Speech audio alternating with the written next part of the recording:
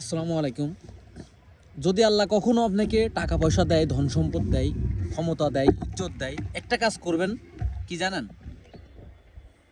আপনার গ্রামের মানুষের সাথে দুর্ব্যবহার করবেন না অন্তত। যেখানে আপনাকে দাফন কাফন করা হবে অন্তত, এখানে আপনি তার কারোর সাথে খারাপ ব্যবহার করবেন না, কারোর সাথে করবেন না আশা করি।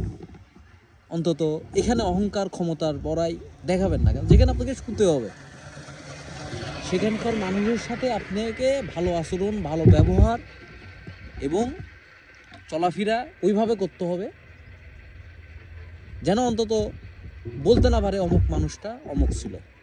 এই তো যায় আসে না কোনো, তারপরেও মোহন আল্লাহ তাআলার কাছে হয়তো হিসাব দিতে হতে পারে যে তোমাকে পাঠাইছিলাম অমুক দেশে, অমুক গ্রামে, অমুক জায়গায়, অমুক মানুষের মধ্যে, তাদের ভিতরে থেকে নিজের বড়াইটাই বেশি করছো, কিন্তু সৃষ্টি তো করছি আমি, কিন্তু নিজের ওপর নিজের ক্ষমতাটাই দেখিয়েছো বেশি, মানুষের ওপর জুলুমটাই করেছো বেশি, কিন্তু সৃষ্টি তো করেছি আমি।